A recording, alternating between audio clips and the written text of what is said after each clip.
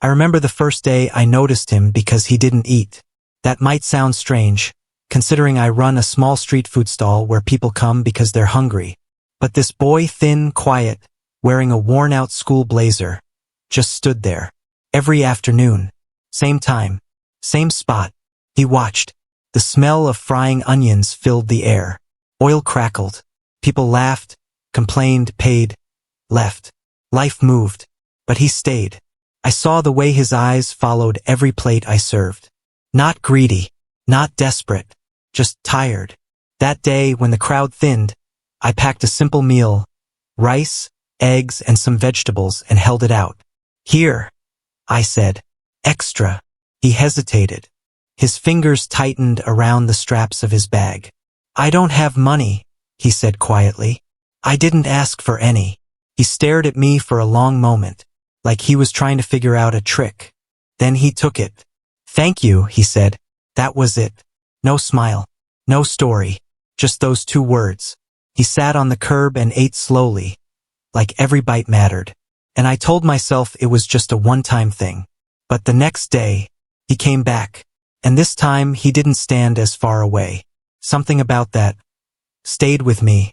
His name was Elon. He told me on the 3rd day. Not the 1st. Not the 2nd. The 3rd. Like trust had to be earned 1 meal at a time.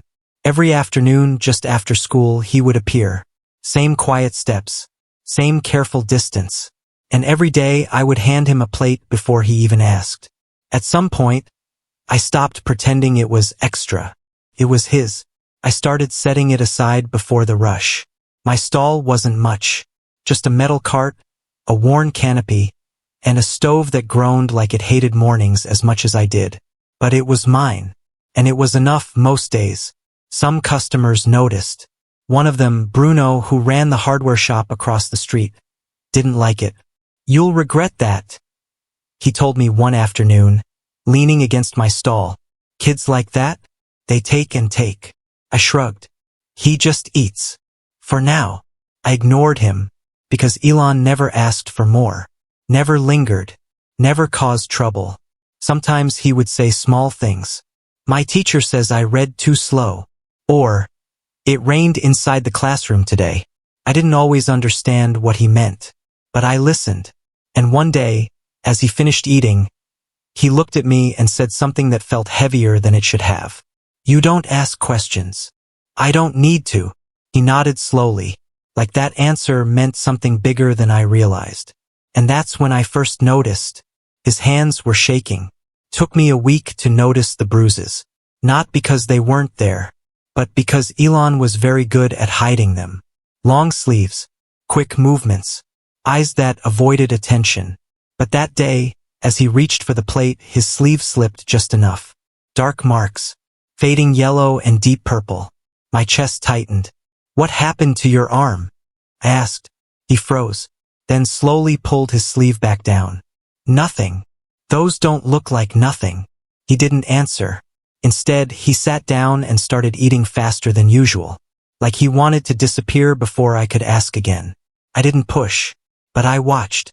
Every movement, every flinch, and then something else caught my attention. A car, parked across the street. Black, clean, out of place in a street like ours. The engine wasn't running, but someone was inside, watching. I felt it. That kind of stare you don't see, but you feel it on your skin. Elon didn't look up once. Not even when the car door opened slightly, then closed again. After he finished eating, he stood up quickly. Thank you, he said, more rushed than usual. Then he left. Not his normal path. A different street. I watched him go. Then I looked back at the car. And for just a second, I saw a man inside, talking on the phone, and pointing directly at my stall.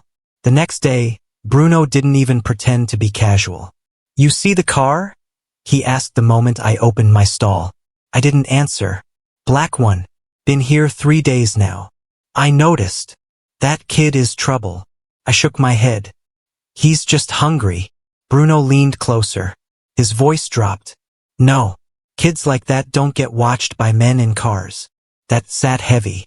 I didn't want to believe it. But when Elon showed up that afternoon, I noticed something different. He didn't look at me right away. His eyes scanned the street first. Quick, careful. Then he stepped closer. "You shouldn't give me food today," he said quietly. I frowned. "Why?" He hesitated, then shook his head. "It's better if you don't." Too late. I had already handed him the plate. "Eat," I said. For the first time he looked scared. Not of me, of something else. He sat down, but he didn't touch the food immediately. Instead, he whispered, barely audible, "If they ask, you don't know me." My stomach dropped. "Who?" But he didn't answer. He just started eating. Fast. Like time was running out. And across the street, the black car engine finally turned on. Elon didn't come the next day. Or the day after that. At first, I told myself it was nothing. Kids miss days. Life happens. But by the third day, something felt wrong. The street felt emptier. Even Bruno noticed. "Guess your charity case moved on," he muttered. I didn't respond. Instead, I kept making the extra plate. Just in case. On the fourth day, I found it. A folded piece of paper. Tucked under the edge of my stall. Neat. Clean. Not like something a kid would leave behind. My name wasn't on it. But I knew it was for me. Inside just one line. "Thank you for seeing me when no one else did." That was it. No name. No explanation. But the handwriting, it wasn't Elon's. Too perfect. Too practiced. My chest tightened. Because that meant one thing. Someone else knew. And they had been watching, longer than I thought. People talk. Especially when something unusual happens. Within a week, the rumors started. Heard that kid was stealing. They're saying police were looking for someone his age. Those bruises? Probably fights. Bruno, of course, had opinions. "I told you," he said, shaking his head. "You got played." I didn't believe it. Elon didn't feel like a thief. He felt careful, afraid, quiet, not reckless. But doubt has a way of creeping in. Especially when there's no one there to defend themselves. Then came the worst part. A man showed up at my stall. Tall, well-dressed, too clean for this street. "Have you seen this boy?" he asked, holding up a photo. "Elon." My heart skipped. "I don't know him," I said. The man studied me. Too long. Like he was measuring the truth. "If he comes back," he said calmly, "you should inform us." "Why?" The man smiled. But it didn't reach his eyes. "Because not everything is as simple as it looks." Then he walked away. And for the first time, I wondered if feeding Elon had pulled me into something much bigger than I understood. Days turned into a week. Then two. Still no Elon. But I kept making his plate. Every single day. Rice, eggs, vegetables. Waiting. The routine became a habit I couldn't break. Customers noticed. "You're wasting food," someone said. Maybe I was. But stopping felt wrong. One evening, just as I was closing, I saw something. The black car again. Parked farther this time. Like it didn't want to be noticed. The same man stepped out. He didn't come to me. He just stood there, watching. Then he got back in and drove away. No words. No questions. Just presence. And somehow that felt worse. Because it meant they weren't done. I couldn't wait anymore. So I went looking. The next morning I walked to the school Elon mentioned once. It wasn't hard to find. Old building. Faded paint. Kids rushing in. I stood outside for a while, unsure what I was even doing. Then I asked a teacher. "Elon?" she repeated. "Yes, he was here." "Was?" "He hasn't come back in over a week." My chest tightened. "Do you know where he lives?" She hesitated, then shook her head. "No records. He transferred recently." Something about that didn't make sense. "How do you transfer without records?" She gave me a look. The kind that says, "Don't ask questions you don't want answers to." As I turned to leave, she added, "He was a good kid." That stayed with me. Because good kids don't just disappear. Not without a reason. It arrived early in the morning. Before I even opened the stall.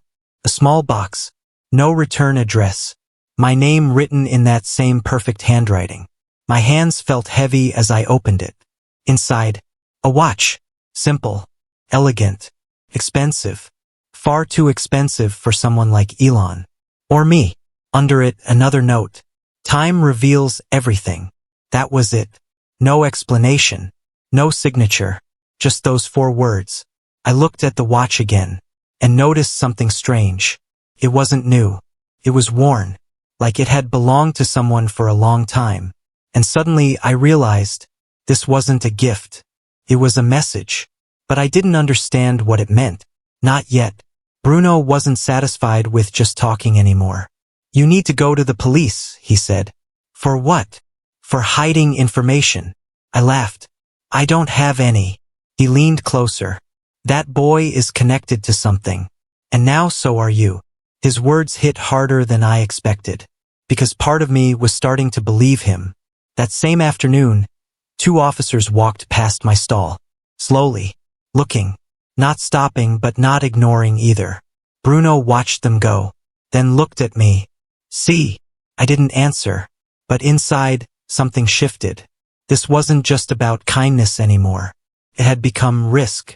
And I had no idea how deep it went. I found the second note where Elon used to sit. Under the curbstone. Hidden. Like it was meant only for me. I unfolded it carefully. You did more than you think. Wait. That one word stuck with me. Wait. For what? For him? For answers? For trouble? I looked around. The street felt the same. But it wasn't. Because now I knew. Someone was still watching. Still leaving messages. Still involved. And whatever this was, it wasn't over. The well-dressed man came back. This time he didn't pretend. I believe you know more than you said, he told me. I don't. He placed something on my counter. A photo. Not of Elon. Of me. Standing at my stall. Talking to him. My stomach dropped. We watch carefully, the man said. Why? Because some people are valuable. That word chilled me. Valuable. Like Elon wasn't a person, but something to be owned. If he contacts you, the man continued, you will inform us. And if I don't? He smiled again. Cold. Then you may find your life becoming complicated. He picked up the photo and walked away, leaving me with one clear truth. I wasn't just involved anymore. I was being pulled in. 3 days later, everything changed. A letter arrived. Thick paper. Heavy envelope. Sealed. My name written clearly. Inside. An invitation. Formal. Precise. Your presence is requested. An address I didn't recognize. A date. Tomorrow. And at the bottom, a name. Elon. My hands trembled. Because for the first time since he disappeared, there was something real. Something direct. Something undeniable. But nothing about it made sense. Why formal? Why now? Why like this? I read it again. Then again. And one thought kept rising above all others. This wasn't just a meeting. This was a turning point. And whatever waited for me at that address was going to change everything. I didn't sleep that night. The letter sat on the table like it was watching me. Heavy. Silent. Waiting. By morning, I had already decided I was going. The address led me far from my street. Past crowded markets. Past bus lines. Into a part of the city I had only seen from a distance. Clean roads. Tall gates. Quiet. Too quiet. I stood in front of a large building. Not a house. Not exactly an office. Something in between. A guard stopped me at the gate. Name? I told him. He checked a list. Then looked up, his expression changed. You're expected. The gate opened. That word hit me harder than anything. Expected. Like I had always been part of this. Inside, everything felt different. Polished floors. Soft lights. No noise. A woman approached me. Please follow me, she said. No explanation. No questions. Just calm certainty. As I walked deeper inside, I realized something that made my chest tighten. This place wasn't random. It was organized. Planned. And I wasn't here by accident. At the end of the hallway, she stopped at a door. Go in, she said. My hand hovered over the handle.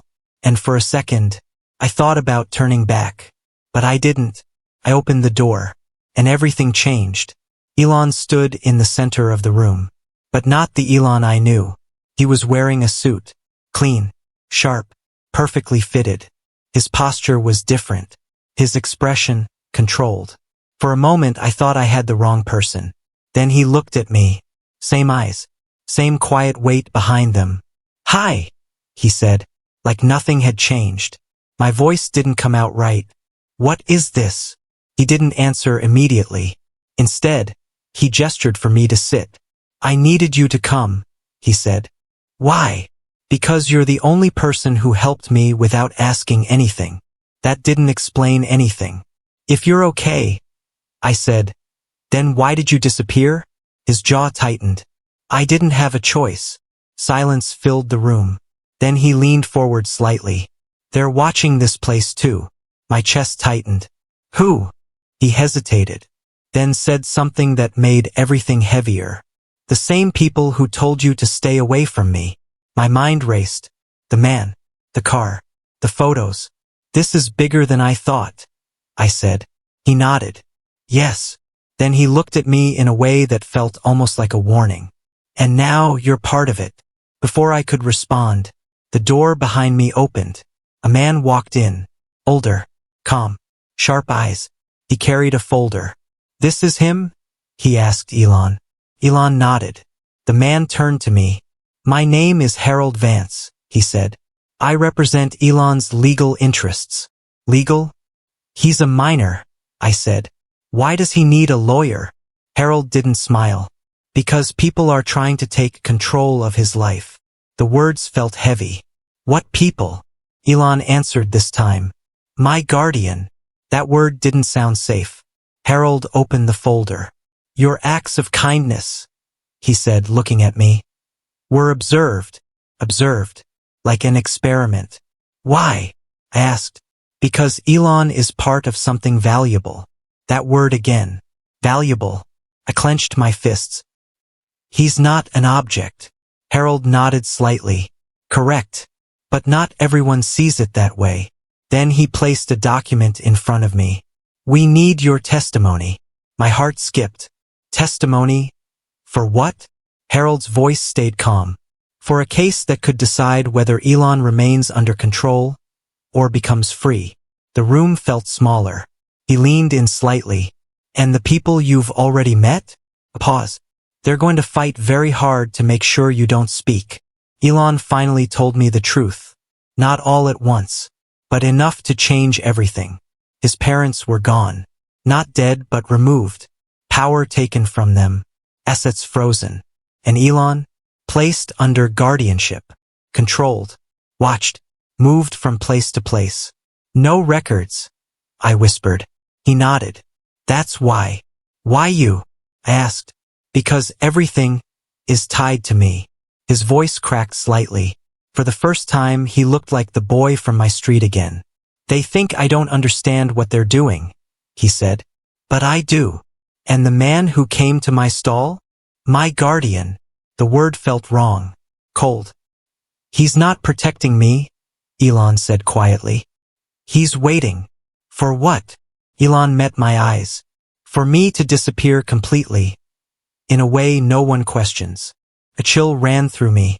"And your testimony," Harold added, "can prove coercion, surveillance, and control." I leaned back. This wasn't small. This was dangerous.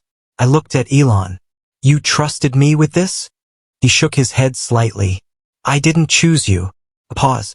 "You chose me when you gave me food." I walked out of that building with one question burning in my head. Was I really ready for this? Back at my stall, everything looked the same. The same stove, same smells, same street.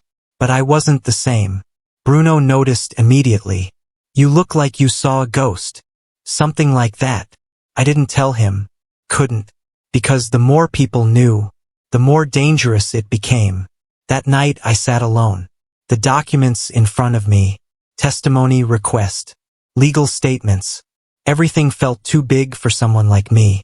I was just a man who cooked food, not someone who stood in courtrooms. not someone who fought powerful people. But then I thought about Elon, standing there, hungry, silent, waiting. And I remembered something simple. I didn't help him because it was easy. I helped him because it was right. So I picked up the pen and signed. The moment the ink touched the paper, I knew there was no going back. They came that same night. Not loud, not violent, just precise. Two men stood near my stall as I closed. "You've been busy," one of them said. I didn't answer. "You should reconsider your involvement." "Or what?" The man stepped closer. "Accidents happen." My chest tightened, but I didn't step back. "I'm not afraid of you." That wasn't fully true. But I said it anyway. He studied me, then smiled. "That's what makes this unfortunate." They left. Just like that. No shouting. No fight. But the message was clear. I wasn't invisible anymore. I was a problem. And problems get removed. As I locked up the stall, my hands shook slightly. Not from fear. From realization. This wasn't just about Elon anymore. This was about standing up or backing down. And backing down was no longer an option. The courtroom felt colder than I expected. Clean, quiet, controlled. But underneath tension, Elon sat across the room, still in a suit. But now he looked smaller somehow, because this wasn't his space. This was theirs.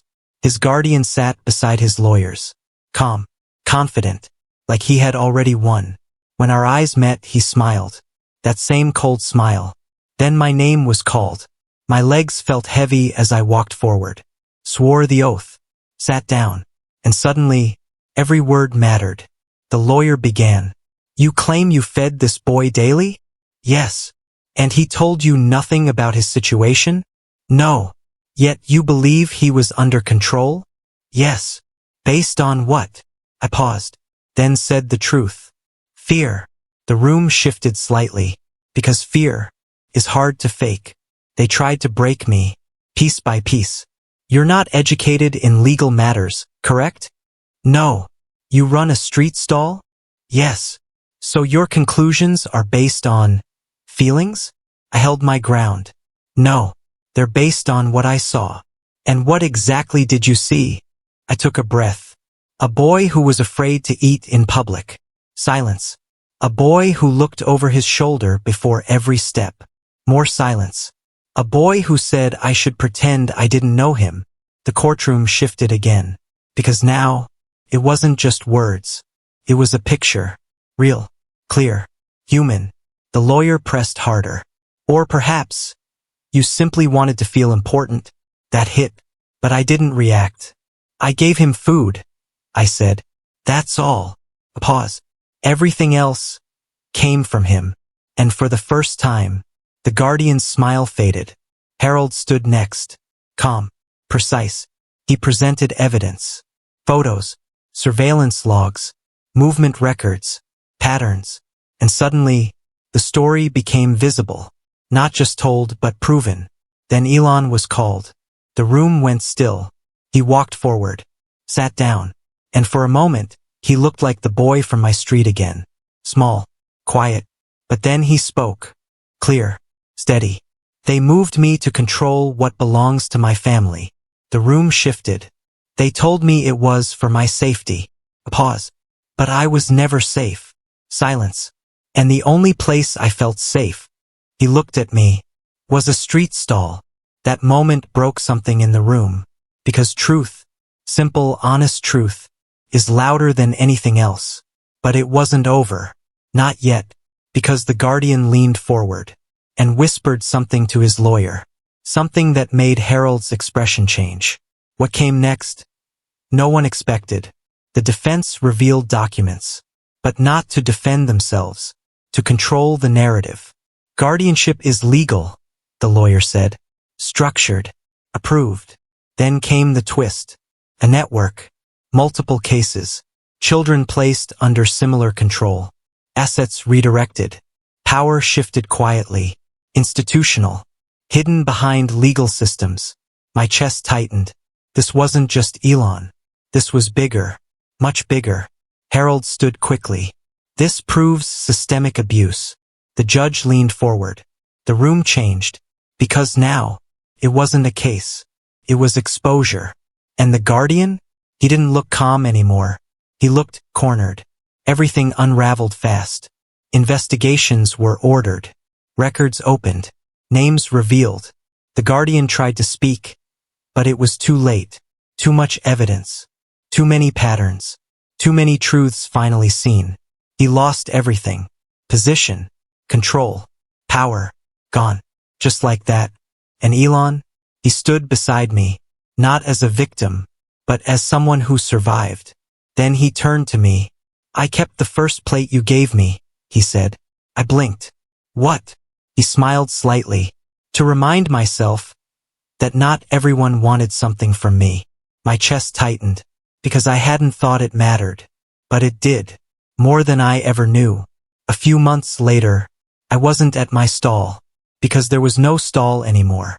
In its place, a small kitchen, clean, open, warm, place where anyone could eat. No questions, no cost. Elon stood beside me, not in a suit this time, just himself. You didn't have to do this, I said. Yes, I did, he replied. Why? He looked around, at the people eating, smiling, safe. Because someone did it for me. I nodded slowly, and in that moment, everything made sense. Kindness doesn't come back the way you expect. It comes back bigger, stronger, at the right time, and sometimes, it changes more than one life. It changes everything. You never know who is watching your kindness, or how far it will travel. So give it freely, because one small act can rewrite someone's entire story.